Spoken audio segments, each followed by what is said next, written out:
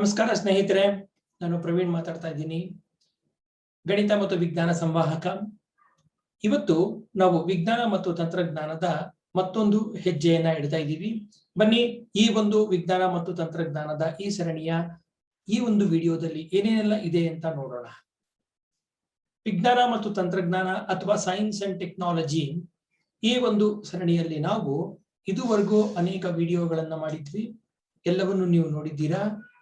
ಈಗ ನಿಮ್ಮ ಮುಂದೆ ಬಿತ್ತರವಾಗ್ತಾ ಇರುವಂತ ಈ ವಿಡಿಯೋ 10ನೇ ಸಂಖ್ಯೆಯದ್ದು. ಇದುವರೆಗೂ ನಾವು 9 ಈ ವಿಜ್ಞಾನ ಮತ್ತು ತಂತ್ರಜ್ಞಾನಕ್ಕೆ ಸಂಬಂಧಿತವಾಗಿ ಅನೇಕ ವಿಡಿಯೋಗಳನ್ನ ಮಾಡಿದ್ದೀವಿ. ಇವತ್ತು ನಾವು ನಿಮ್ಮೊಂದಿಗೆ ಚರ್ಚೆ ಮಾಡ್ತಾ ಇರುವಂತಹ ವಿಷಯ ಚಲನಶಾಸ್ತ್ರ. ಈ ಚಲನಶಾಸ್ತ್ರದಲ್ಲಿ ಏನೇನೆಲ್ಲ ಚರ್ಚೆ ಮಾಡ್ತಾ ಇದ್ದೀವಿ ಇವತ್ತು ನೋಡೋಣ ಬನ್ನಿ. ಗುರುತ್ವ ನಿಯಮದ ಬಗ್ಗೆ ಚರ್ಚೆ ಮಾಡ್ತಾ ಇದ್ದೀವಿ. ಜಾಗತಿಕವಾದ ಗುರುತ್ವ ನಿಯಮ ಅಂದ್ರೆ ಏನು, ಈ ಗುರುತ್ವ ನಿಯಮಕ್ಕೆ ಹೊಂದಿಕೊಂಡಂತೆ ಇರುವಂತ ಸೂತ್ರಗಳು ಯಾವ್ಯಾವುದು, ರಾಶಿ ಮತ್ತು ತೂಕ. ರಾಶಿ ಮತ್ತು ತೂಕ ಎರಡೂ ಒಂದೇನಾ, ಎರಡೂ ಬೇರೆ ಬೇರೆನಾ, ಇವೆರಡಕ್ಕೂ ಇರುವಂತ ಸಂಬಂಧ ಏನು ಅನ್ನೋದ್ರ ಬಗ್ಗೆ ಚರ್ಚೆ ಮಾಡ್ತೀವಿ. ಗುರುತ್ವ ವೇಗೋತ್ಕರ್ಷ, ಇದ್ರ ಬಗ್ಗೆ ಈಗಾಗಲೇ ನಾವು ಚರ್ಚೆ ಮಾಡಿದ್ವಿ. ಇದರ ಮುಂದುವರೆದ ಭಾಗ ಇಲ್ಲಿರುತ್ತೆ. ಮತ್ತು ತೂಕ ರಾಹಿತ್ಯ ಅಥವಾ ವೆಯ್ಟ್ಲೆಸ್ನೆಸ್, ಹೀಗಂದ್ರೆ ಏನು, ಇದು ಯಾಕಿದೆ, ಹೇಗಿದೆ, ಏನು ಇದರ ಉಪಯುಕ್ತತೆ, ಇವೆಲ್ಲವನ್ನು ನಾವು ನಿಧಾನವಾಗಿ ಚರ್ಚೆ ಮಾಡ್ತಾ ಬರೋಣ. ಆದ್ರೆ ಅದಕ್ಕೂ ಮುಂಚೆ ನಾವು ಕಳೆದ ತರಗತಿಯಲ್ಲಿ ಏನೇನೆಲ್ಲ ಚರ್ಚೆ ಮಾಡಿದ್ವಿ. ಕಳೆದ ತರಗತಿಯಲ್ಲಿ ನಾವು ವೃತ್ತೀಯ ಚಲನೆ ಬಗ್ಗೆ ಚರ್ಚೆ ಮಾಡಿದ್ವಿ. ವೃತ್ತೀಯ ಚಲನೆಗೆ ಹೊಂದಿಕೊಂಡಂತೆ ಇರುವಂತ ಅನೇಕ ಭೌತ ಪರಿಮಾಣಗಳು ಮತ್ತು ಅವುಗಳ ಏಕಮಾನಗಳ ಬಗ್ಗೆ ಚರ್ಚೆ ಮಾಡಿ ಕೆಲವು ಲೆಕ್ಕಗಳನ್ನು ಸಹ ನೋಡಿದ್ವಿ. ಬನ್ನಿ, ಇವತ್ತಿನ ಈ ರೋಡ್ ಅಹೆಡ್ ನಮ್ಗೆ ಏನೇನೆಲ್ಲ ತೋರಿಸುತ್ತೆ ಅಂತ ನೋಡ್ತಾ ಹೋಗೋಣ. ಆಡಿಸಿ ನೋಡು, ಬೀಳಿಸಿ ನೋಡು, ಉರುಳಿ ಹೋಗದು. ಇದೇನಿದು, ರಾಜ್ಕುಮಾರ್ ಅವರ ಕಸ್ತೂರಿ ನಿವಾಸದ ಹಾಡು ಇಲ್ಲಿಗೆ ಯಾಕೆ ಬಂತು? ಹೌದು, ಈ ಗೊಂಬೆಯ ವೈಶಿಷ್ಟ್ಯವೇ ಅದು. ನೀವ್ ಏನು ಮಾಡಿದ್ರು ಅದು ಉರುಳಿ ಹೋಗಲ್ಲ. ಹಾಗಾದ್ರೆ ಈ ಗೊಂಬೆಗೆ ಈ ವೈಶಿಷ್ಟ್ಯತೆ ಬರೋದಿಕ್ಕೆ ಕಾರಣವಾಗಿರುವಂತ ಆ ಮೂಲಭೂತವಾದ ವಿಷಯ ಯಾವುದು, ಅದನ್ನು ತಿಳ್ಕೊಳ್ಳೋದಿಕ್ಕೆ ಕಾತರರಾಗಿರಿ. ಈ ಸೆಷನ್ ಅಲ್ಲಿ ನಾವು ಈ ಪ್ರಶ್ನೆಗೆ ಉತ್ತರವನ್ನ ಕೊಡ್ತೀವಿ. 500-600 ವರ್ಷಗಳ ಹಿಂದೆ ನ್ಯೂಟನ್ ಒಂದು ಆಪಲ್ ಟ್ರೀ ಕೆಳಗೆ ಕೂತಿದ್ದಾಗ ಆ ಸೇಬು ಕೆಳಗೆ ಬೀಳೋದನ್ನ ನೋಡಿ ಯೋಚನೆ ಮಾಡ್ತಾನೆ, ಈ ಸೇಬು ಮೇಲಕ್ಕೆ ಹೋಗದೆ ಕೆಳಗಡೆಗೆ ಯಾಕೆ ಬಂತು? ಇದು ನ್ಯೂಟನ್ನ ಪ್ರಶ್ನೆ. ಆದ್ರೆ ಈ ಪ್ರಶ್ನೆಯನ್ನ ಅರಿಸ್ಟಾಟಲ್ ಅನೇಕ ವರ್ಷಗಳ ಹಿಂದೆನೆ ಹಾಕೊಂಡಿದ್ರು. ಅವರು ಸಹ ಒಂದು ತೀರ್ಮಾನಕ್ಕೆ ಬಂದಿದ್ರು. ಏನ್ ತೀರ್ಮಾನ ಅದು ಅಂದ್ರೆ, ಭೂಮಿಯತ್ತ ಏನೋ ಒಂದು ಸೆಳೆತ ಇದೆ, ಭೂಮಿಯ ವಸ್ತುಗಳನ್ನ ಯಾವುದೋ ರೀತಿ ಸೆಳೀತಾ ಇದೆ ಅನ್ನೋದೇ ಆ ಒಂದು ಐಡಿಯಾ. ಈ ಐಡಿಯಾಗೆ ಹೆಚ್ಚಿನ ಮೆರುಗು ಕೊಟ್ಟಿದ್ದು ನ್ಯೂಟನ್ನ ಈ ಪ್ರಶ್ನೆ.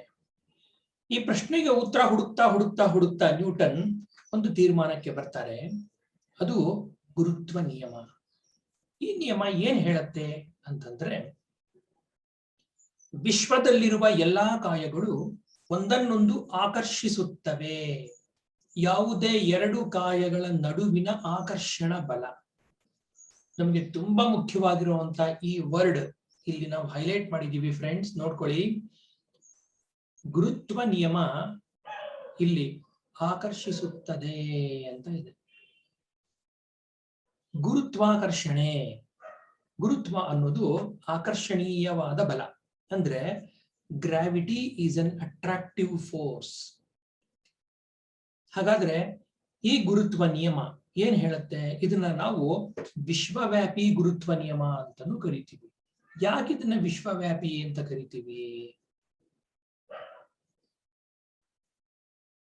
ಇದಕ್ಕೆ ಉತ್ತರ ಕೊಡ್ತೀನಿ. ವಿಶ್ವವ್ಯಾಪಿ ಗುರುತ್ವ ನಿಯಮ ಅಂತ ಇದಕ್ಕೆ ಹೆಸರು. ಈ ಗುರುತ್ವ ನಿಯಮ ಏನ್ ಹೇಳುತ್ತೆ, ಯಾವುದಾದ್ರೂ ಎರಡು ಕಾಯಗಳ ನಡುವಿನ ಆಕರ್ಷಣ ಬಲ ಅವುಗಳ ರಾಶಿಗಳ ಗುಣಲಬ್ಧಕ್ಕೆ ನೇರ ಅನುಪಾತದಲ್ಲಿಯೂ ಮತ್ತು ಅವುಗಳ ನಡುವಿನ ದೂರಕ್ಕೆ ವಿಲೋಮ ಅನುಪಾತದಲ್ಲಿಯೂ ಇರುತ್ತದೆ ಅಂತ ಹೇಳುತ್ತೆ. ಈಗಾಗಲೇ ನಾನು ಹೇಳ್ದಂಗೆ ಗುರುತ್ವ ನಿಯಮ ಅನ್ನೋದು ವಿಶ್ವವ್ಯಾಪಿ. ಯಾಕೆ ವಿಶ್ವವ್ಯಾಪಿ ಅಂತಂದ್ರೆ ಇಡೀ ವಿಶ್ವಕ್ಕೆ ಅನ್ವಯ ಆಗುವಂಥದ್ದು, ಕೇವಲ ಭೂಮಿ ಅನ್ನೋ ಗ್ರಹಕ್ಕೆ ಮಾತ್ರ ಅಲ್ಲ, ಇಡೀ ವಿಶ್ವಕ್ಕೆ ಅನ್ವಯ ಆಗುವಂಥದ್ದು. ವಿಶ್ವದಲ್ಲಿ ಯಾವುದೇ ರೀತಿಯ ಪ್ರೆಷರ್ ಡಿಫರೆನ್ಸ್ ಆಗಲಿ, ಡೆನ್ಸಿಟಿ ಡಿಫರೆನ್ಸ್ ಆಗಲಿ, ಅಥವಾ ಇನ್ನಾವುದೇ ರೀತಿಯ ಚೇಂಜಸ್ ಇದ್ರೂ ಸಹ ಸ್ಟ್ಯಾಂಡರ್ಡ್ ನ ಮೇಂಟೈನ್ ಮಾಡುವಂತ ನಿಯಮ ಇದು. ಬನ್ನಿ, ಇದು ಇದರ ಥಿಯರಿ ಆಯಿತು. ಹಾಗಾದ್ರೆ ಗಣಿತಾತ್ಮಕವಾಗಿ ಮ್ಯಾಥಮ್ಯಾಟಿಕಲಿ ಈ ಗುರುತ್ವ ನಿಯಮವನ್ನ ನಾವು ನಿರೂಪಿಸೋದು ಹೇಗೆ? ಇಲ್ಲಿ ಎರಡು ಕಾಯಗಳ ನಡುವೆ ಎರಡು ಕಾಯಗಳನ್ನ ನಾವು ಗಮನಿಸ್ತಾ ಇದ್ದೀವಿ. ಕಾಯ ಅಂತಂದ್ರೆ ಒಂದು ಹೆವನ್ಲಿ ಬಾಡಿ ಅಂತಾನೆ ನಾವು ಅರ್ಥ ಮಾಡ್ಕೊಳ್ಳೋದು. ಯಾಕೆಂದ್ರೆ ಗುರುತ್ವ ನಿಯಮ ಅಪ್ಲೈ ಆಗುವಂತದ್ದು ಎಲ್ಲವೂ ಹೆವನ್ಲಿ ಬಾಡೀಸ್ಗೆ ಮಾತ್ರ. ಯಾಕಂಗಾಗತ್ತೆ ಅಲ್ವಾ? ಕಾರಣ ಇಷ್ಟೇ, ಅದರ ಮಾಸ್ ಜಾಸ್ತಿ ಇರುತ್ತೆ, ಇನ್ನೇನು ಅಲ್ಲ. ಇಲ್ಲಿ ಎರಡು ಕಾಯಗಳಿವೆ. M1 ರಾಶಿ ಇರುವಂತ ಒಂದು ಕಾಯ, M2 ರಾಶಿ ಇರುವಂತ ಮತ್ತೊಂದು ಕಾಯ. ಈ ಎರಡೂ ಕಾಯಗಳ ನಡುವೆ ಅಟ್ರಾಕ್ಟಿವ್ ಫೋರ್ಸ್ F ಇರುವಂತದ್ದು. ಮತ್ತು ಈ ಎರಡೂ ಕಾಯಗಳು ಎಷ್ಟು ದೂರದಲ್ಲಿವೆ ಅಂದ್ರೆ R ಅನ್ನೋ ದೂರದಲ್ಲಿವೆ. ಹಾಗಾದ್ರೆ ಈ ಕಾಯಗಳ ನಡುವಿನ ದೂರವನ್ನ ನಾವು ಹೇಗ್ ಲೆಕ್ಕ ಹಾಕ್ತೀವಪ್ಪ ಅಂದ್ರೆ ಕಾಯಗಳ ಮಧ್ಯ ಬಿಂದುವಿನಿಂದ ಅಥವಾ ಕೇಂದ್ರದಿಂದ ಲೆಕ್ಕ ಹಾಕ್ತೀವಿ. ಕೇಂದ್ರದಿಂದ ಕೇಂದ್ರಕ್ಕೆ ಲೆಕ್ಕ ಹಾಕುವಂಥದ್ದು, ಕೊನೆಯಿಂದ ಕೊನೆಗಲ್ಲ. ಕೇಂದ್ರದಿಂದ ಕೇಂದ್ರಕ್ಕೆ ಲೆಕ್ಕ ಹಾಕಿದಾಗ ಈ ಎರಡೂ ಕಾಯಗಳ ನಡುವಿನ ದೂರ R ಇದೆ. ಹಾಗಾದ್ರೆ ಇವುಗಳ ನಡುವಿನ ಬಲ ಎಷ್ಟಿರುತ್ತೆ?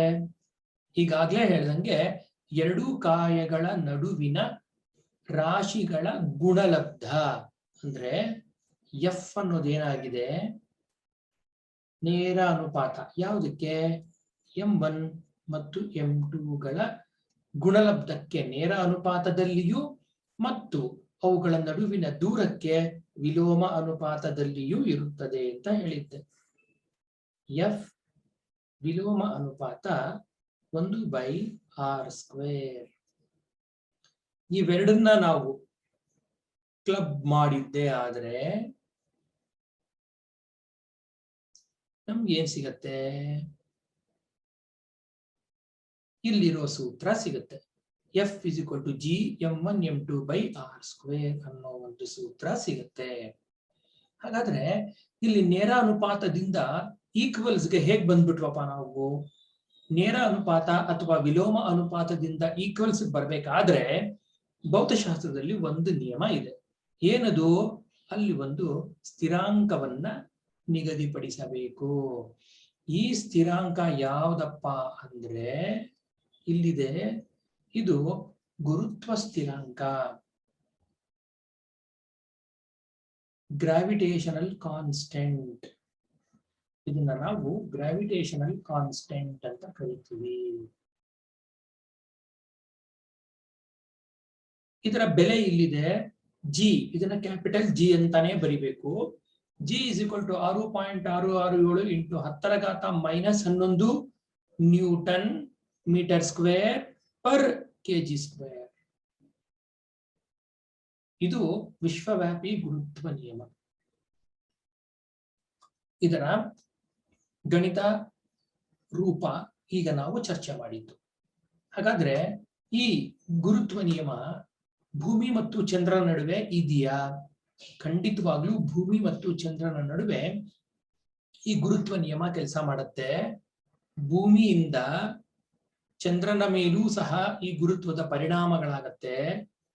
ಚಂದ್ರನಿಂದ ಭೂಮಿಯ ಮೇಲೂ ಸಹ ಈ ಗುರುತ್ವದ ಪರಿಣಾಮಗಳಾಗತ್ತೆ.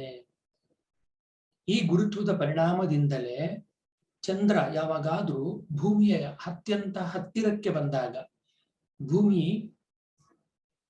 ಸುತ್ತಾ ಇರುವಂತಹ ಚಂದ್ರ ಏನ್ ಮಾಡ್ತಾನೆ, ಕೆಲವೊಮ್ಮೆ ಭೂಮಿಗೆ ತುಂಬಾ ಹತ್ತಿರದಲ್ಲಿ ಬರ್ತಾನೆ. ಆಗ ಈ ಗುರುತ್ವ ಬಲ ಹೆಚ್ಚು ಪ್ರಕಟ ಆಗತ್ತೆ. ಈ ಹೆಚ್ಚು ಪ್ರಕಟ ಆಗಿರುವಂತ ಗುರುತ್ವ ಬಲ ನಮಗ್ ಗೊತ್ತಾಗೋದಾದ್ರೂ ಹೇಗೆ? ಹೌದು, ಸಮುದ್ರದ ಅಲೆಗಳ ಮೂಲಕ. ಆಗ ಅತ್ಯಂತ ದೊಡ್ಡ ದೊಡ್ಡ ಅಲೆಗಳು ಸಮುದ್ರದಲ್ಲಿ ಎದ್ದೇಳಕ್ಕೆ ಶುರುವಾಗತ್ತೆ. ಈ ಬಲದಿಂದಲೇ ಸಮುದ್ರದಲ್ಲಿ ಅತ್ಯಂತ ದೊಡ್ಡ ಅಲೆಗಳು ಬರುವಂತದ್ದು. ಅದಕ್ಕೆ ಟೈಡ್ಸ್ ಅಂತ ಕರೀತಾರೆ. ಅದಷ್ಟೇ ಅಲ್ಲ, ಇಲ್ಲಿ ಈ ಸೂರ್ಯ ಮತ್ತು ಇತರ ಗ್ರಹಗಳ ನಡುವೆಯೂ ಸಹ ಈ ಗುರುತ್ವ ಬಲವನ್ನ ನಾವು ಖಂಡಿತವಾಗ್ಲೂ ಪೂರ್ಣವಾಗಿ ಕಾಣಬಹುದು. ಹಾಗಾಗಿ ಈ ಗುರುತ್ವ ನಿಯಮವನ್ನ ವಿಶ್ವವ್ಯಾಪಿ ಗುರುತ್ವ ನಿಯಮ ಅಂತ ಕರೆಯುವುದು. ಅದನ್ನ ಯೂನಿವರ್ಸಲ್ ಲಾ ಆಫ್ ಗ್ರಾವಿಟೇಷನ್ ಅಂತಾನೆ ಕರೆಯುವುದು.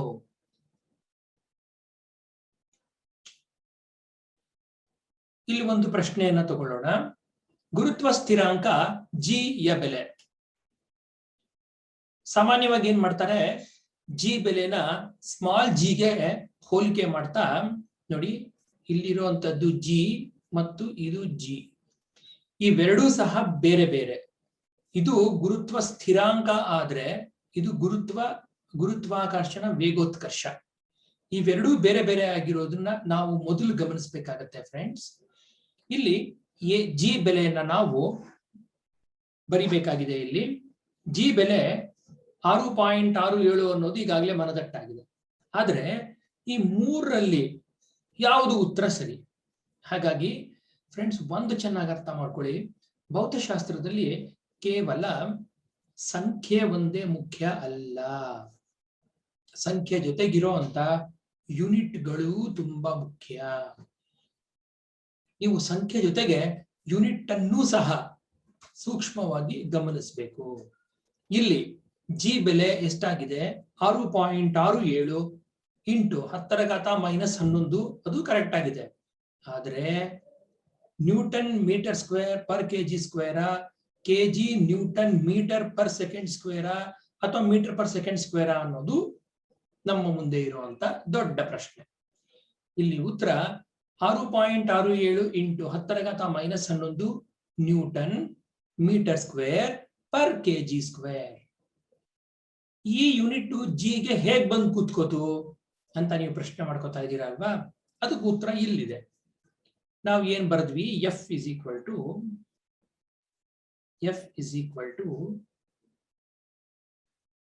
G m1 m2 by R square ಅಂತ ಬರೆದ್ವಿ. ಈಗ ನಾವು ಜಿಗೆ ಒಂದು ಸೂತ್ರವನ್ನ ಹುಟ್ಟಾಕೋಣ.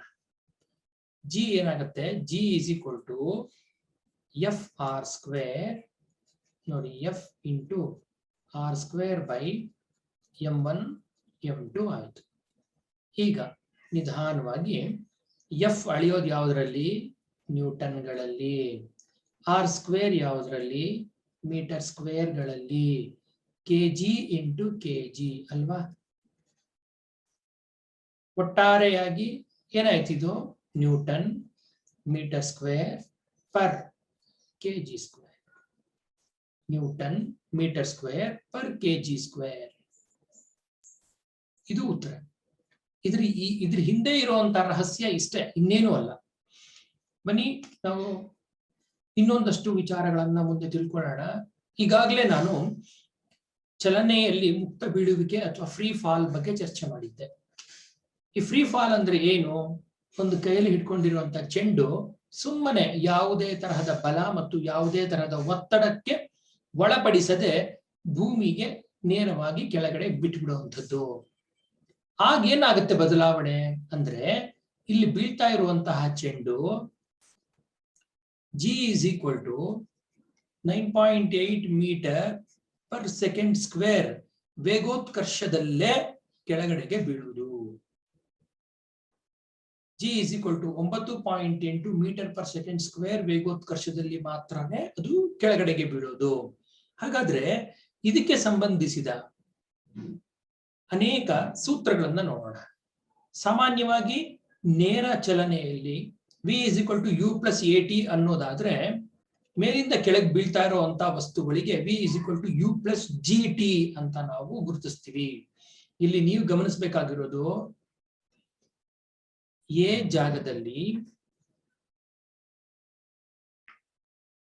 ಎ ಟಿ ಜಾಗದಲ್ಲಿ ಜಿ ಟಿ ಬರೆದಿರುವಂತದ್ದು. ಎರಡನೇ ಸೂತ್ರ S is equal to U T plus half A T square ಇರೋ ಕಡೆ ಇಲ್ಲೇನಾಗ್ತದೆ? ಎ ಇರೋ ಜಾಗದಲ್ಲಿ ಇಲ್ಲಿ ಜಿ ಬಂದು ಕೂತಿದೆ. S is equal to ut plus half gt square. ಹಾಗೆ v square minus u square is equal to 2as ಇರೋ ಕಡೆ v square minus u square is equal to 2gs ಅಂತ ಬಂದು ಕೂತಿದೆ. ಅಂದ್ರೆ ಇದು ಗುರುತ್ವ ವೇಗೋತ್ಕರ್ಷ. ನಾನು ಇಲ್ಲಿ ನಿಮ್ಗೆ ಜಿ ಬೆಲೆನ ಇಲ್ಲಿ ತಂದಿರುವಂತದ್ದು ಇದರ ಉದ್ದೇಶ. ಗುರುತ್ವ ಸ್ಥಿರಾಂಕ ಬೇರೆ, ಗುರುತ್ವ ವೇಗೋತ್ಕರ್ಷ ಬೇರೆ ಅನ್ನೋದನ್ನ ನಾವು ಗಮನಿಸಬೇಕಾಗಿದೆ. ಹಾಗಾದ್ರೆ ಈ ಗುರುತ್ವ ವೇಗೋತ್ಕರ್ಷ ಎಲ್ಲಾ ಪ್ಲಾನೆಟ್ಸ್ಗೂ ಒಂದೇ ಇದೆಯಾ? ಖಂಡಿತ ಇಲ್ಲ. ಗುರುತ್ವ ವೇಗೋತ್ಕರ್ಷ ಒಂದೊಂದು ಗ್ರಹಕ್ಕೂ ಒಂದೊಂದಿದೆ. ಆದ್ರೆ ಗುರುತ್ವ ಸ್ಥಿರಾಂಕ ಮಾತ್ರ ಎಲ್ಲಕ್ಕೂ ಸಮ. ಚೆನ್ನಾಗಿ ನೆನ್ಪಿಟ್ಕೊಳ್ಳಿ ಫ್ರೆಂಡ್ಸ್, ಗುರುತ್ವ ಸ್ಥಿರಾಂಕ ಅನ್ನೋದು ಎಲ್ಲಾ ಕಾಯಗಳಿಗೂ ಸಮ. ಅದು ನಕ್ಷತ್ರಗಳಾಗಿರಬಹುದು, ಕಾಯಗಳಾಗಿರಬಹುದು, ಗ್ರಹಗಳಾಗಿರಬಹುದು, ಅಥವಾ ಕುಬ್ಜ ಗ್ರಹಗಳು ಯಾವುದಾದ್ರೂ ಆಗಿರಬಹುದು. ಆದ್ರೆ ಗುರುತ್ವ ವೇಗೋತ್ಕರ್ಷ ಮಾತ್ರ ಒಂದೊಂದು ಗ್ರಹಕ್ಕೆ ಒಂದೊಂದು. ನೋಡೋಣ ಬನ್ನಿ. ಗುರುತ್ವ ವೇಗೋತ್ಕರ್ಷ ಮರ್ಕ್ಯುರಿ ಅಥವಾ ಬುಧ ಗ್ರಹಕ್ಕೆ 3.6 ಮೀಟರ್ ಪರ್ ಸೆಕೆಂಡ್ ಸ್ಕ್ವೇರ್. ಹಾಗೆ ವೀನಸ್ಗೆ 8.9 ಮೀಟರ್ ಪರ್ ಸೆಕೆಂಡ್ ಸ್ಕ್ವೇರ್. ನಮ್ಮ ಭೂಮಿಗೆ ಈಗಾಗಲೇ ಗೊತ್ತಿರೋದು 9.8 meter per second square.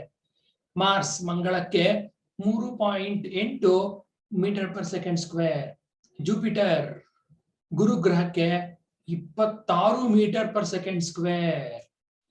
Saturn ಶನಿಗೆ 11.1, ಯುರೇನಸ್ಗೆ 10.7 ಮತ್ತು ನೆಪ್ಟ್ಯೂನ್ಗೆ 14.1. ನಾವ್ ಇಲ್ಲಿ ಗಮನಿಸಬೇಕಾಗಿರುವಂತಹ ಒಂದು ಅಂಶ ಇಲ್ಲಿ ನೋಡಿ, ಜುಪಿಟರ್ಗೆ 26 ಅಂದ್ರೆ ಅದರ ಗುರುತ್ವ ವೇಗೋತ್ಕರ್ಷ ಯಾಕೆ ಜಾಸ್ತಿ ಆಯ್ತಪ್ಪ ಅಂತಂದ್ರೆ ಅದಕ್ಕಿರೋ ಅಂತ ರಾಶಿಯಿಂದ. ನಮ್ಗೆ ಈಗಾಗಲೇ ಗೊತ್ತು, ನಮ್ಮ ಸೌರಮಂಡಲದಲ್ಲಿ ಅತ್ಯಂತ ದೊಡ್ಡದಾದ ಗ್ರಹ ಅಂದ್ರೆ ಜುಪಿಟರ್ ಅಥವಾ ಗುರು. ಹಾಗಾಗಿ ಗುರುವಿಗೆ ಏನಾಯ್ತು, ಗುರುತ್ವ ವೇಗೋತ್ಕರ್ಷ ಹೆಚ್ಚು, ಅತ್ಯಂತ ಹೆಚ್ಚು ಅನ್ನೋದು ನಮಗ್ ಗೊತ್ತಾಯಿತು. ಇದ್ರ ಪರಿಣಾಮಗಳು ಏನೇನಾಗತ್ತೆ ಮುಂದೆ ನೋಡ್ತಾ ಹೋಗೋಣ ಬನ್ನಿ. ಸಾಮಾನ್ಯವಾಗಿ ಎಲ್ಲರೂ ರಾಶಿ ಮತ್ತು ತೂಕ ಎರಡೂ ಒಂದೇ ಅಂತ ಅನ್ಕೊಂಡ್ಬಿಡ್ತಾರೆ. ರಾಶಿಯೇ ಬೇರೆ, ತೂಕವೇ ಬೇರೆ. ಹೇಗೆ ಬೇರೆ? ಈಗ ನೋಡಿ, ಭೂಮಿಯ ಮೇಲೆ ಮತ್ತು ಚಂದ್ರನ ಮೇಲೆ ಇಬ್ರು ವ್ಯಕ್ತಿಗಳು ನಿಂತ್ಕೊಂಡಿದ್ದಾರೆ ಅಂತ ಅನ್ಕೊಳ್ಳೋಣ. ಆಯ್ತಾ? ಈ ಇಬ್ಬರು ವ್ಯಕ್ತಿಗಳ ರಾಶಿ 5 kg.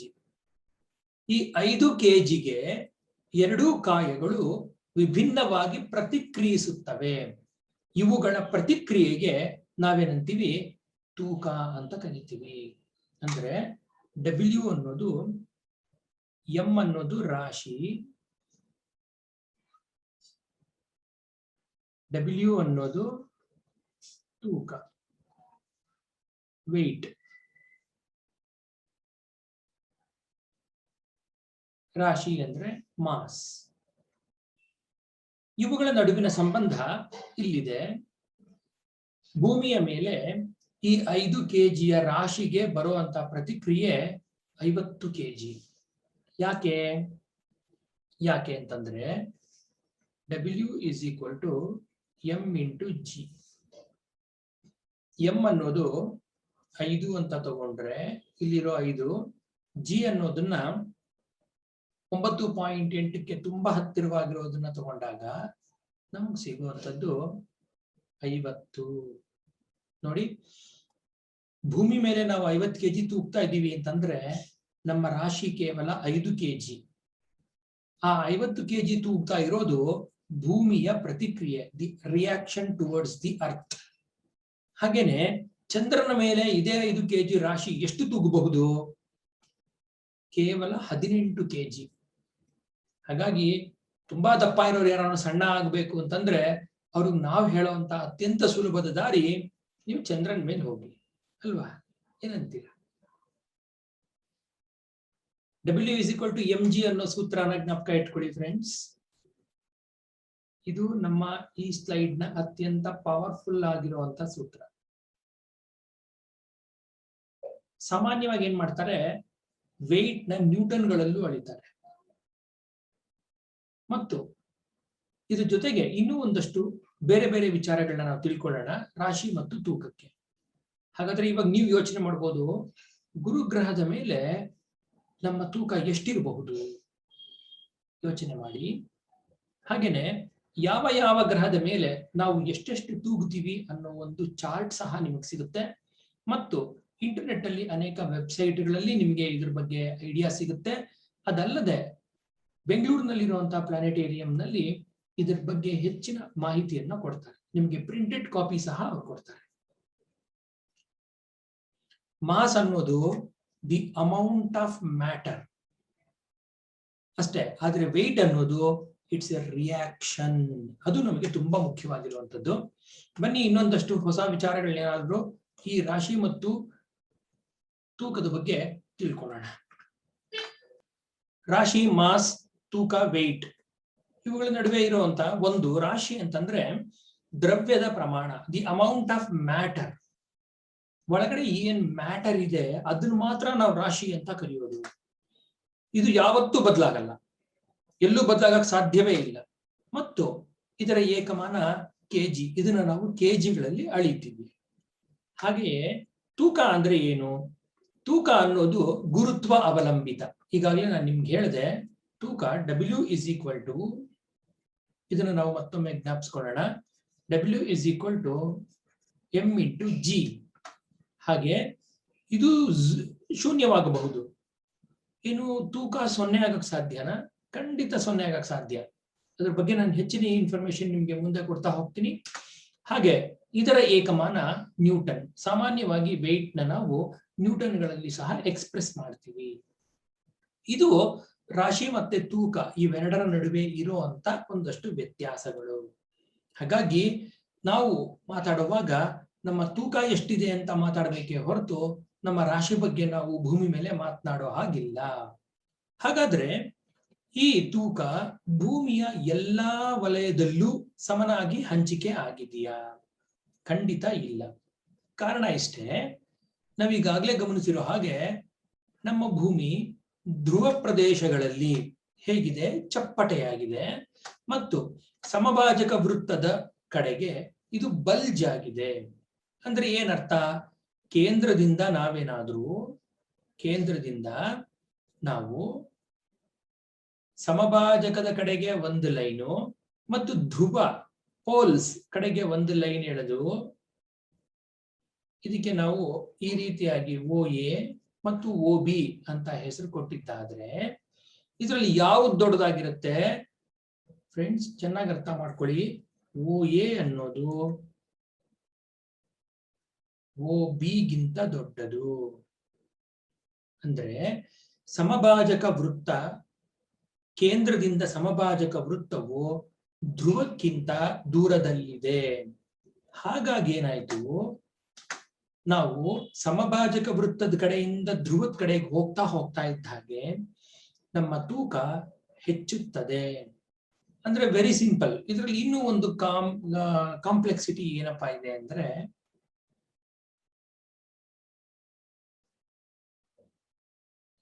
ಇದು ಅರ್ತ್ ಅಂತ ತಗೊಂಡು ಇದ್ರ ಅರ್ತ್ ಸೆಂಟರ್ ಅಂತ ತಗೊಂಡ್ರೆ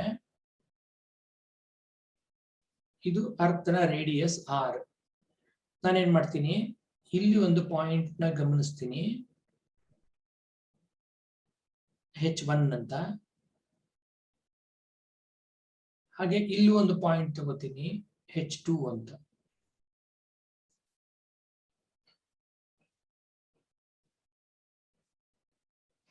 ಇದು R, ಇದು H2. ಇಲ್ಲೇನಾಗಿದೆ? H1 greater than H2.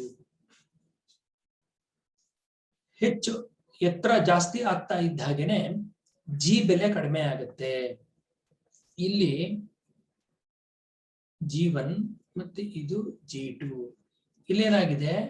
G2 ಅನ್ನೋದು G1 ಗಿಂತ ದೊಡ್ಡದು. ಇದನ್ನು ನಾವು ಅರ್ಥ ಮಾಡ್ಕೋಬೇಕಾಗಿದೆ. ಭೂಮಿಯ ಮೇಲ್ಗಡೆ ನೀವು ಜಾಸ್ತಿ ಹೋಗ್ತಾ ಇದ್ದ ಹಾಗೇನೆ G ಬೆಲೆ ಕಡಿಮೆ ಆಗ್ತಾ ಇರುತ್ತೆ. ಹಾಗಾಗಿ G1 ಅನ್ನೋದು ಇಲ್ಲಿ ಚಿಕ್ಕದು. ಇಲ್ಲೂ ಅದನ್ನೇ ನೀವು ಅನ್ವಯ ಮಾಡ್ಕೊಂಡ್ರೆ ಈ ಧ್ರುವ ಪ್ರದೇಶಕ್ಕೆ ನೀವು ಸರಿಯಾಗಿ ಒಂದು ರೇಡಿಯಸ್ ಅಂತ ಈ ತರ ಹಾಕೊಂಡಿದ್ದಾದ್ರೆ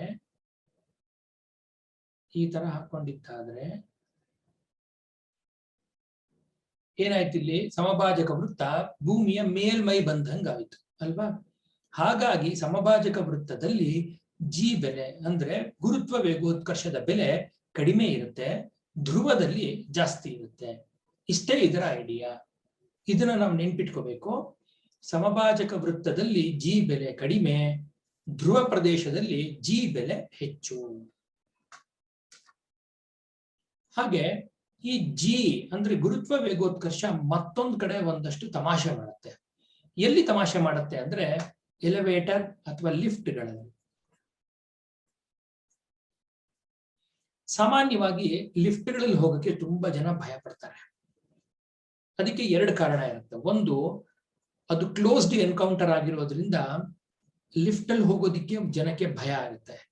ಎರಡನೇದು, ಲಿಫ್ಟ್ ಕೆಳಗಡೆ ಬರುವಾಗ ಅವ್ರಿಗೆ ಗಾಳಿಯಲ್ಲಿ ತೇಲ್ತಾ ಇರುವಂತ ಅನುಭವ ಆಗತ್ತೆ ಅಂತ, ಎಲ್ಲೋ ಮೇಲಿಂದ ಬಿದ್ದಂಗಾಗತ್ತೆ ಅಂತ. ಈ ಎರಡು ಕಾರಣಗಳಿಗೆ ಜನ ಲಿಫ್ಟ್ ಹತ್ತೋದಿಕ್ಕೆ ಭಯ ಪಡ್ತಾರೆ. ಮೊದಲನೇ ಕಾರಣ, ಯಾರು ಇಲ್ಲ ಅನ್ನೋ ಕಾರಣಕ್ಕೆ ಲಿಫ್ಟ್ ಅಲ್ಲಿ ನೋಡಿಬೇಕಾದ್ರೆ ಒಂದು ಕನ್ನಡಿಯನ್ನ ಅಳವಡಿಸಿರ್ತಾರೆ. ಆ ಕನ್ನಡಿ ಯಾಕೆ ಹಾಕ್ತಾರೆ ಅಂತಂದ್ರೆ, ಮುಂದ್ಗಡೆಗೆ ನಿಮಗೆ ಜಾಗ ಆ ಕನ್ನಡಿಯಲ್ಲಿ ರಿಫ್ಲೆಕ್ಟ್ ಆಗೋವಾಗ ನಿಮ್ಮ ಲಿಫ್ಟ್ ರೂಮ್ ಏನಿದೆ ಅದು ವಿಶಾಲವಾಗಿ ಕಾಣ್ಲಿ ಅಂತ. ಆದ್ರೆ ಎರಡನೇ ಕಾರಣಕ್ಕೆ ಯಾರೇನು ಮಾಡಕ್ಕಾಗಲ್ಲ. ಆದ್ರೆ ಈ ಎಲಿವೇಟರ್ ಅಥವಾ ಲಿಫ್ಟ್ ಅಲ್ಲಿ ಆಗುವಂತ ಗುರುತ್ವದ ಬದಲಾವಣೆಗಳೇನು ಅಂತ ನೋಡೋಣ.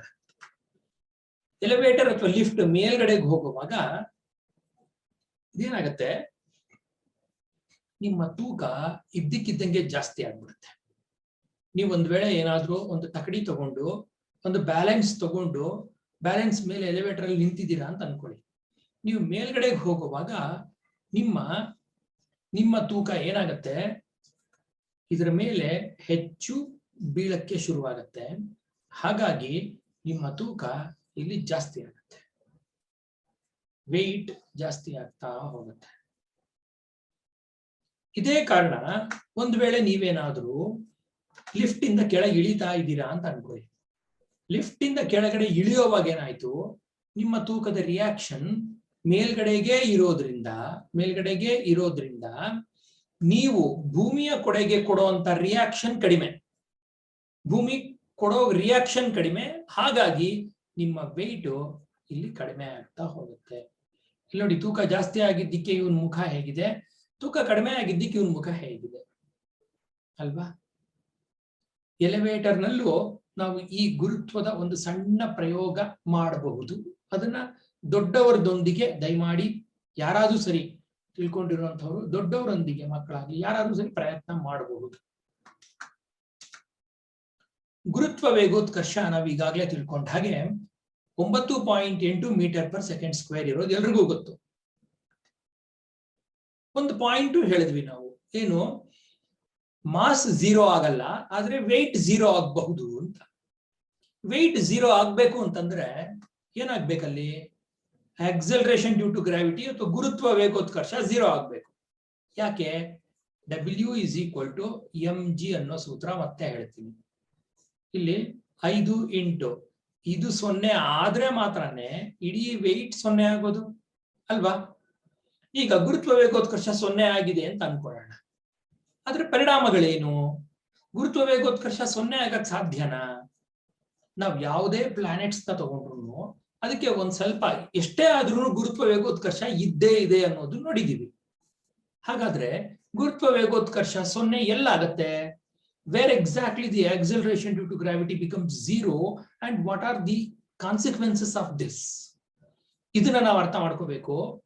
ಎಲ್ಲಿ 0 ಆಗತ್ತೆ ನೋಡಿ, ಆ 0 ಆಗೋ ಅಂತ ಅಂದ್ರೆ gravitation acceleration due to gravity 0 ಆಗೋ ಸಂದರ್ಭಕ್ಕೆ ನಾವು ತೂಕರಾಹಿತ್ಯ ಅಥವಾ ವೇಟ್ಲೆಸ್ನೆಸ್ ಅಂತ ಕರಿತೀವಿ.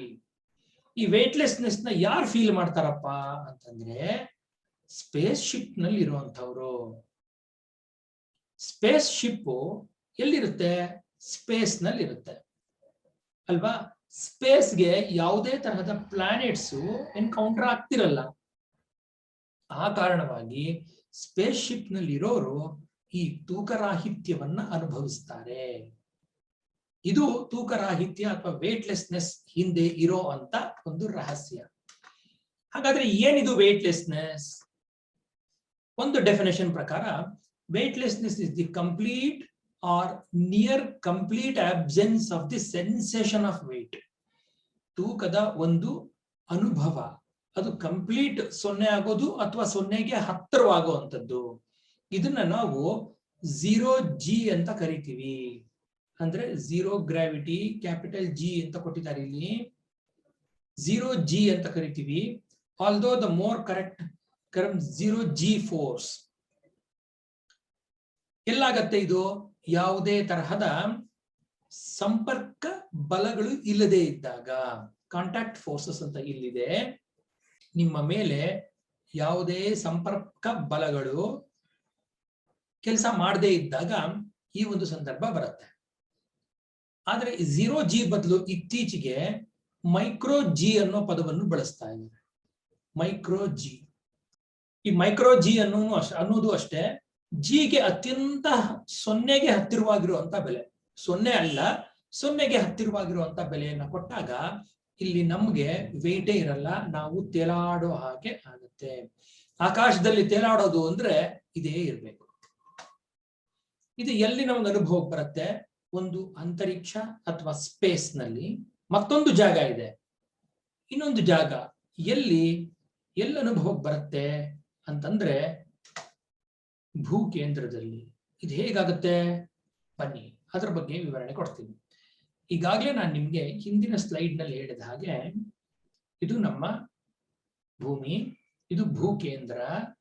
ಭೂಕೇಂದ್ರದ ಮೇಲೆ ಹೋಗ್ತಾ ಹೋಗ್ತಾ ಇದ್ದ ಹಾಗೆ ನಾನೇನ್ ಹೇಳಿದೆ, G ಬೆಲೆ ಕಡಿಮೆ ಆಗತ್ತೆ ಅಂತ ಹೇಳಿದೆ ಅಲ್ವಾ? ಹಾಗೆ ಯಾವುದೋ ಒಂದು ಎತ್ತರಕ್ಕೆ ಹೋದಾಗ ನಿಮ್ಮ ತೂಕ ಭೂಮಿಯ ಮೇಲಿನ ತೂಕಕ್ಕೆ ಅರ್ಧದಷ್ಟಾಗತ್ತೆ ಅಂತಾನು ಒಂದು ಪಾಲಿಸಿ ಇದೆ. ಅದೇ ರೀತಿ ಭೂಮಿಯ ಒಳಗಡೆ ಬರ್ತಾ ಇದ್ದ ಹಾಗೆ ನಮ್ಮ ತೂಕ ಏನಾಗತ್ತೆ? ಅದೇ ರೀತಿ ನಮ್ಮ ತೂಕ ಸಹ ಕಡಿಮೆ ಆಗ್ಲೇಬೇಕು. ಹೀಗೆ ಕಡಿಮೆ ಆಗ್ತಾ ಆಗ್ತಾ ಆಗ್ತಾ ಆಗ್ತಾ ನಾನು ಭೂ ಕೇಂದ್ರಕ್ಕೆ ಬಂದ್ರೆ ಏನಾಗ್ಬೇಕದು? ನಾವು ಯಾವುದೇ ರಾಶಿಯ ಮಾಸ್, ರಾಶಿಯ ಯಾವುದೇ ಒಂದು ಗ್ರಹದ ರಾಶಿಯನ್ನ ಪರಿಗಣಿಸುವಾಗ ಆ ಇಡೀ ರಾಶಿ ಅದರ ಕೇಂದ್ರದಲ್ಲಿ ಕೇಂದ್ರೀಕೃತವಾಗಿದೆ ಅಂತಾನೆ ಪರಿಗಣನೆಗೆ ತಗೊಳ್ಳೋದು. ಹಾಗಾಗಿ ಎಲ್ಲ ಬಲಗಳು, ಗುರುತ್ವ, ವೇಗೋತ್ಕರ್ಷ ಎಲ್ಲವೂ ಸಹ ಭೂಮಿಯ ಕೇಂದ್ರ ಕಡೆಗೆ ಹೊರಟಿದೆ ಅಂತಾನೆ ನಮ್ಮ ಲೆಕ್ಕಾಚಾರ ಇರೋದು. ಆ ನಿಟ್ಟಲ್ಲಿ ಅನುಭವಿಸೋದಾದ್ರೆ G ಕ್ಯಾಪ್ಟೇನೋ ಗುರುತ್ವ ವೇಗೋತ್ಕರ್ಷ G ಈ ಒಂದು ಅರ್ತ್ ಸೆಂಟರ್ ಭೂ ಕೇಂದ್ರದಲ್ಲಿ ಏನಾಗ್ಬೇಕು? 0 ಆಗ್ಲೇಬೇಕು. ಹಾಗಾಗಿ ಅಂತರಿಕ್ಷದಲ್ಲೂ ನಾವು ವೇಟ್ಲೆಸ್ನೆಸ್ ನ ಅನುಭವಿಸ್ತೀವಿ ಮತ್ತು ಭೂ ಕೇಂದ್ರದಲ್ಲೂ ಸಹ ವೇಟ್ಲೆಸ್ನೆಸ್ ನ ಅನುಭವಿಸ್ತೀವಿ. ಬನ್ನಿ ಒಂದು ಲೆಕ್ಕವನ್ನ ತಗೊಳ್ಳೋಣ. ಇದು ವೃತ್ತೀಯ ಚಲನೆಗೆ ಸಂಬಂಧಪಟ್ಟ ಒಂದು ಲೆಕ್ಕ. ಭೂಮಿಯು ಸಹ ವೃತ್ತೀಯ ಪಥದಲ್ಲಿ ಚಲಿಸ್ತಾ ಇರೋದ್ರಿಂದ ವೃತ್ತೀಯ ಚಲನೆ ಮತ್ತು ಭೂಮಿ ಇವೆರಡಕ್ಕೆ ಸಂಬಂಧಿಸಿದಂತೆ ಈ ಲೆಕ್ಕವನ್ನ ಪರಿಗಣಿಸಲಾಗಿದೆ. ವೃತ್ತೀಯ ಚಲನೆಯಲ್ಲಿರುವ ಒಂದು ಕಾಯದ ವೇಗೋತ್ಕರ್ಷದ ದಿಕ್ಕು ಯಾವ ಕಡೆಗೆ ವೇಗೋತ್ಕರ್ಷ ಇರುತ್ತೆ? ಕೇಂದ್ರದ ಕಡೆಗಿರುತ್ತೆ, ಸ್ಪರ್ಶಕದ ದಿಕ್ಕಿನಲ್ಲಿರುತ್ತೆ, ಕೇಂದ್ರದಿಂದ ಹೊರಗಡೆಗಿರುತ್ತೆ ಅಥವಾ ಭೂಮಿಯ ಕಡೆಗಿರುತ್ತೆ. ಇದಕ್ಕೆ ಉತ್ತರ ಏನಪ್ಪಾ ಅಂತಂದ್ರೆ, ನಾವು ವೃತ್ತೀಯ ಚಲನೆ ಬಗ್ಗೆ ಈಗಾಗಲೇ ಚರ್ಚೆ ಮಾಡಿದೀವಿ. ಒಂದು ಕಾಯ, ಯಾವುದೋ ಒಂದು ಆಬ್ಜೆಕ್ಟ್ ವೃತ್ತೀಯ ಚಲನೆಯಲ್ಲಿ ತೊಡಗಿದೆ ಮತ್ತು ಇದರ ವೃತ್ತೀಯ ಕೇಂದ್ರ ಇಲ್ಲಿದೆ, ಇದು ಇದರ ತ್ರಿಜ್ಯ ಮತ್ತು ಇಲ್ಲಿ ಏನಾಗ್ತಾ ಇದೆ? ಪ್ರತಿ ಕ್ಷಣಕ್ಕೂ ಅದರ ದಿಕ್ಕು ಬದಲಾಗ್ತಾ ಇರೋದ್ರಿಂದ ಇಲ್ಲಿ ವೇಗ ಅಂದ್ರೆ ಜವ ಒಂದೇ ಇದೆ, ಆದ್ರೆ ಬದಲಾಗ್ತಾ ಇರುವಂತದ್ದು ವೇಗ ಬದಲಾದ್ರೆ ಏನಾಗುತ್ತೆ? ಅಲ್ಲಿ ವೇಗೋತ್ಕರ್ಷ ಬಂದು ಕುತ್ಕೊಳ್ಳುತ್ತೆ. ಅಂದ್ರೆ ವೇಗೋತ್ಕರ್ಷ ಯಾವಾಗ್ಲೂ ಅಷ್ಟೇ ಎಲ್ಲಿರುತ್ತೆ? ಸ್ಪರ್ಶಕದ ದಿಕ್ಕಿನಲ್ಲಿರುತ್ತೆ. ಇದನ್ನ ಸ್ಪರ್ಶಕ ಅಂತ ಕರಿತೀವಿ. ಈ ಸ್ಪರ್ಶಕವು ಯಾವಾಗ್ಲೂ ಅಷ್ಟೇ ತ್ರಿಜ್ಯಕ್ಕೆ ಲಂಬವಾಗಿ ಇರುವಂತದ್ದು. ಹಾಗಾಗಿ ಇದಕ್ಕೆ ಉತ್ತರ ಸ್ಪರ್ಶಕದ ದಿಕ್ಕಿನಲ್ಲಿ. ಯಾವುದೇ ಒಂದು ವೃತ್ತೀಯ ಚಲನೆಯಲ್ಲಿರುವ ಒಂದು ಕಾಯವು ಅದರ ವೇಗೋತ್ಕರ್ಷದ ದಿಕ್ಕು ಸ್ಪರ್ಶಕದ ದಿಕ್ಕಿನಲ್ಲಿ. ಈಗ ನಾವು ಗುರುತ್ವಕ್ಕೆ ಸಂಬಂಧಿಸಿದಂತೆ ಮತ್ತೊಂದು ಹೊಸ ವಿಚಾರವನ್ನ ತಿಳ್ಕೊಳ್ಳೋ ಪ್ರಯತ್ನ ಮಾಡೋಣ. ಅದು ಗುರುತ್ವ ಕೇಂದ್ರ, ಸೆಂಟರ್ ಆಫ್ ಗ್ರಾವಿಟಿ ಅಥವಾ ಸೆಂಟರ್ ಆಫ್ ಮಾಸ್. ನಾನು ಈಗಾಗಲೇ ಹೇಳ್ದಂಗೆ ನಿಮಗೆ, ನಾವು ನಮ್ಮ ಕಾಯಗಳ ಇಡೀ ತೂಕ ರಾಶಿ ಅಥವಾ ತೂಕ ಅಂತಾನೆ ಕರೆಯೋಣ, ತೂಕವನ್ನು ನಾವು ಎಲ್ಲಿದೆ ಅಂತ ಗಮನಿಸ್ತೀವಿ, ಅದರ ಕೇಂದ್ರದಲ್ಲಿ ಕೇಂದ್ರೀಕೃತವಾಗಿದೆ ಅಂತ ಗಮನಿಸ್ತೀವಿ. ಎಲ್ಲ ತೂಕ ಒಂದೇ ಪಾಯಿಂಟ್ ಅಲ್ಲಿ ಇದೆ ಅಂತ ಗಮನಿಸಿದಾಗ ಇದನ್ನ ಪಾಯಿಂಟ್ ಮಾಸ್ ಅಂತಾನು ಕರೀತಾರೆ, ಪಾಯಿಂಟ್ ಮಾಸ್ ಆಬ್ಜೆಕ್ಟ್ ಅಂತಾನು ಕರೀತಾರೆ. ಹಾಗೆ ಈ ಚಿತ್ರದಲ್ಲಿ ನೋಡಿ, ಇದರ ಪಾಯಿಂಟ್ ಮಾಸ್ ಎಲ್ಲಿದೆ? ಇಲ್ಲಿದೆ. ಈ ಇಡೀ ಹಕ್ಕಿಯ ಪಾಯಿಂಟ್ ಮಾಸ್ ತೂಕ ಈ ಒಂದೇ ಪಾಯಿಂಟ್ ಅಲ್ಲಿ ಕೇಂದ್ರೀಕೃತವಾಗಿರೋದ್ರಿಂದ ನಾವು ಆ ಪಾಯಿಂಟ್ ಅಲ್ಲಿ ಕೈಯಲ್ಲಿ ಹಿಡ್ಕೊಂಡ್ರೆ ಇಡೀ ಮಾಸ್ ಬ್ಯಾಲೆನ್ಸ್ ಆಗುತ್ತೆ. ಇದು ಗುರುತ್ವ ಕೇಂದ್ರ ಅಥವಾ ಸೆಂಟರ್ ಆಫ್ ಗ್ರಾವಿಟಿಯ ಮಹತ್ವ. ಈ ಸೆಂಟರ್ ಆಫ್ ಗ್ರಾವಿಟಿ ಎಲ್ಲದಕ್ಕೂ ಇರುತ್ತಾ? ಖಂಡಿತವಾಗ್ಲೂ ಭೂಮಿ ಮೇಲೆ ಯಾವುದೇ ವಸ್ತುಗಳನ್ನ ತಗೊಳ್ಳಿ ನೀವು, ಎಲ್ಲೇ ಇರುವಂತಹ ವಸ್ತುಗಳಾಗ್ಲಿ, ಆ ಎಲ್ಲಾ ವಸ್ತುಗಳಿಗೂ ಎಲ್ಲ ಅದರ ತೂಕ ಪೂರ್ತಿ ಅಲ್ಲಿರುವಂತ ರಾಶಿ ಯಾವುದೋ ಒಂದು ಪಾಯಿಂಟ್ಗೆ ಕೇಂದ್ರೀಕೃತವಾಗಿದೆ ಅಂತ ನಾವು ಪರಿಗಣಿಸ್ತೀವಿ. ಅದನ್ನೇ ಸೆಂಟರ್ ಆಫ್ ಮಾಸ್ ಅಥವಾ ಸೆಂಟರ್ ಆಫ್ ಗ್ರಾವಿಟಿ ಅಂತ ಕರಿತೀವಿ. ಇಲ್ಲಿ ನೋಡಿ, ನಡೆಯುವಾಗ ನಮ್ಮ ಸೆಂಟರ್ ಆಫ್ ಗ್ರಾವಿಟಿ ನೇರವಾಗಿ ಈ ದಿಕ್ಕಲ್ಲಿದ್ರೆ, ನಾವು ಬೀಳೋವಾಗ ನಮ್ಮ ಸೆಂಟರ್ ಆಫ್ ಗ್ರಾವಿಟಿ ಏನಾಯ್ತು ನೋಡಿ. ಆಗ ನಾವು ಬೀಳೋದಕ್ಕೆ ಕಾರಣವಾದಾಗ ಇಲ್ಲಿ ಸೆಂಟರ್ ಆಫ್ ಗ್ರಾವಿಟಿ ಶಿಫ್ಟ್ ಆಗತ್ತೆ. ಇದು ತುಂಬಾ important. Shift in COG, centre of ಗ್ರಾವಿಟಿನಲ್ಲಿ ಶಿಫ್ಟ್ ಆಗೋದಿದೆಯಲ್ಲ, ಹಾಗಾಗಿ ನಾವು ಅನೇಕ ಬಾರಿ ಈ ತರ ತೊಂದರೆಗಳನ್ನ ಅನುಭವಿಸ್ತೀವಿ. ಹಾಗಾದ್ರೆ ಇದು ನಮಗೆ ಏನಕ್ಕೆ ಉಪಯೋಗ? ಗುರುತ್ವ ಕೇಂದ್ರ ಅಥವಾ ಸೆಂಟರ್ ಆಫ್ ಗ್ರಾವಿಟಿಯ ಉಪಯೋಗ ಏನಪ್ಪಾ ಅಂದ್ರೆ ನೋಡಿ, ಹಗ್ಗದ ಮೇಲಿನ ನಡಿಗೆ ನಾವು ಗಮನಿಸಿದೀವಿ. ಯಾರೋ ಒಬ್ಬ ಅಲೆಮಾರಿಗಳು ಏನ್ ಮಾಡ್ತಾ ಇದಾರೆ, ತಮ್ಮ ಹೊಟ್ಟೆ ತುಂಬಿಸ್ಕೊಳ್ಳೋಕೋಸ್ಕರ ಈ ರೀತಿಯ ಸರ್ಕಸ್ ಗಳನ್ನ ಮಾಡ್ತಾರ ಅವರು. ಹಾಗೆ ಮಾಡುವಾಗ ಹಗ್ಗದ ಮೇಲೆ ನಡ್ಕೊಂಡು ಹೋಗ್ತಾರ ಅವರು. ಈ ಹಗ್ಗದ ಮೇಲೆ ನಡೆದಾಗ ಏನಪ್ಪಾ ಆಗ್ತಾ ಇದೆ ಅಂತಂದ್ರೆ, ಅವಳಿಗೆ ಬ್ಯಾಲೆನ್ಸ್ ಮಾಡಕ್ ಆಗದೆ ಇದ್ದಾಗ ಅವಳು ಈ ತರ ಒಂದು ಕೋಲನ್ನ ತಗೊಂಡಿದ್ದಾಳೆ. ಇಷ್ಟು ಉದ್ದದ ಕೋಲು. ಇದ್ರ ಪ್ರಯೋಜನ ಏನಪ್ಪಾ ಅಂದ್ರೆ, ಈ ಕೋಲನ್ನ ಎಲ್ಲ ಕಂಪ್ಲೀಟ್ ಮಾಸು ಈ ಒಂದು ಪಾಯಿಂಟ್ ಅಲ್ಲಿ ಕೇಂದ್ರೀಕೃತವಾಗುತ್ತೆ. ಹಾಗಾಗಿ ಅವಳು ಆ ಕಡೆಗೆ ಈ ಕಡೆಗೆ ವಾಲಲ್ಲ, ಸೆಂಟರ್ ಆಫ್ ಗ್ರಾವಿಟಿ ಶಿಫ್ಟ್ ಆಗಲ್ಲ. ಅದಷ್ಟೇ ಅಲ್ಲ, ಹೊಸ ಹೊಸ ಕಾರುಗಳನ್ನ ಡಿಸೈನ್ ಮಾಡುವಾಗ ಸೆಂಟರ್ ಆಫ್ ಗ್ರಾವಿಟಿನ ಗಮನದಲ್ಲಿ ಇಟ್ಕೊಂಡೇ ಡಿಸೈನ್ ಮಾಡೋದು. ಎಲ್ಲಾದ್ರೂ ಒಂದ್ ಕಡೆ ಟರ್ನಿಂಗ್ಸ್ ಬಂತು ಅಂದ್ರೆ ಆ ಕಾರು ಟಪಲ್ ಆಗ್ಬಾರ್ದು. ಆ ರೀತಿಯಾಗಿ ವೀಲ್ ಬೇಸ್ ಅನ್ನ ಕೊಟ್ಟಿರ್ತಾರೆ, ಬಾಡಿಯ ವೆಯ್ಟ್ ನ ಡಿಸ್ಟ್ರಿಬ್ಯೂಟ್ ಮಾಡಿರ್ತಾರೆ. ನೀವು ಗಮನಿಸಬಹುದು, ಮುಂದ್ಗಡೆ ಅಷ್ಟೊಂದು ಜಾಗ ಇದೆ, ಹಿಂದ್ಗಡೆ ನಾವು ಇಷ್ಟೊಂದು ಜನ ಕೂತಿರ್ತೀವಿ. ಮುಂದ್ಗಡೆ ಹೆಂಗೆ ಬ್ಯಾಲೆನ್ಸ್ ಮಾಡುತ್ತೆ ಅಂದ್ರೆ ಮುಂದ್ಗಡೆ ಅಷ್ಟೇ ತೂಕದ ಎಂಜಿನ್ ಇದೆ ಅನ್ನೋದನ್ನ ನಾವು ಮರೆಯೋ ಹಾಗಿಲ್ಲ ಅಲ್ವಾ ಫ್ರೆಂಡ್ಸ್? ಸೊ ಇದು ಸೆಂಟರ್ ಆಫ್ ಗ್ರಾವಿಟಿಯ ಕೆಲವು ಅನ್ವಯಗಳು. ನೀವು ಹುಡುಕ್ತಾ ಹೋದ್ರೆ ಇದರ ಅನ್ವಯಗಳು ಬೇಕಾದಷ್ಟು ಸಿಗುತ್ತೆ. ಹುಡುಕೊಳ್ಳಿ, ಕಲ್ತ್ಕೊಳ್ಳಿ, ಎಂಜಾಯ್ ಮಾಡಿ.